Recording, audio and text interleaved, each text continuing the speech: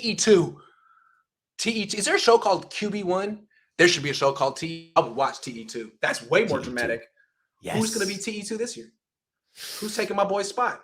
It seems like it's completely up in the air. I mean, I have not heard the 49ers actually linked to the two candidates they have been linked to in previous off seasons, Austin Hooper, Rob Tonyan.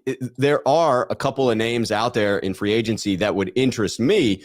I also have a fascination with a couple of players in the draft, but this feels like a necessity for the San Francisco 49ers, and I've not really heard anything concrete to this point. Austin Hooper? That would be my target. I mean, it seems like he's available. You've flirted with him in the past. You'd be returning him to the Bay Area. He's a natural sort of fit within what the 49ers look to do. That would seem like a high-quality upgrade. And my optimistic side is saying, Grant, listen, there's plenty of quality options available across the board still in free agency. Like, all the Niners need to do is move that salary of Jimmy Garoppolo and reallocate it in a intelligent fashion. They could add some serious firepower to this team. Yeah. I mean, to me, though, like, this team doesn't throw. This team doesn't throw. It's a run-first team. They want to run the ball. You already have, like, you can't get the ball to Debo enough. You have to play him at running back. You can't get the ball. There's not enough targets to go around, is what I'm saying. And now you're going to bring in Austin Hooper. Like, he needs targets. And you're paying him for his receiving ability. So I would like him to – I like Ross Dwelley. I'm not giving up on – I'll never quit Ross Dwelley. He is a fine reserve pass-catching tight end. What the Niners need is a run blocker so they can get George Kittle out of the backfield, so they can get George Kittle in the pattern more often. Charlie Warner is not an impactful blocker.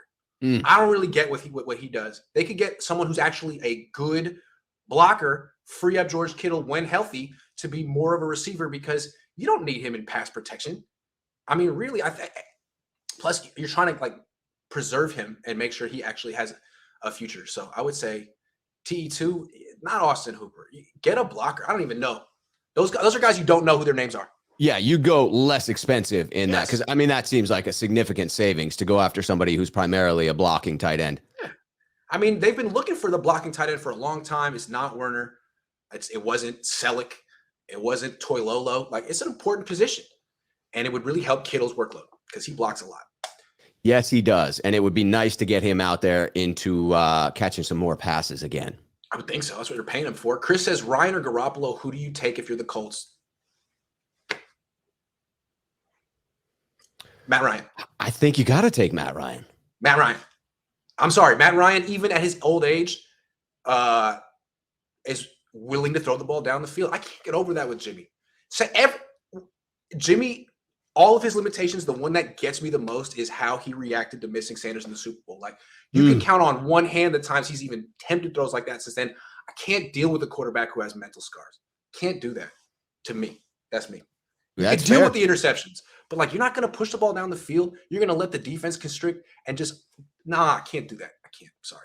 The only thing that could change that equation is what is your future plan at the position, right? If you're thinking a much shorter term, I could see you wanting to commit to Garoppolo to save yourself a little bit of money to make an easier transition when you decide to move on.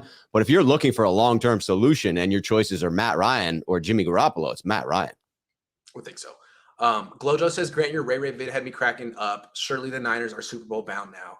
I'm snarky. But it's just, I'm down in Monterey and I was driving. I was waiting for the news. I was like, man, they're going to trade Jimmy when I'm driving down. Right. And 15 minutes out from getting here, it's Ray McLeod. I'm like, after Allen Robinson and Devontae Adams, I'm tripping about, like, the Niners making their block. I'm like, of course they're not going to make a blockbuster. I'm a jerk, but it made me laugh. So that's how I felt.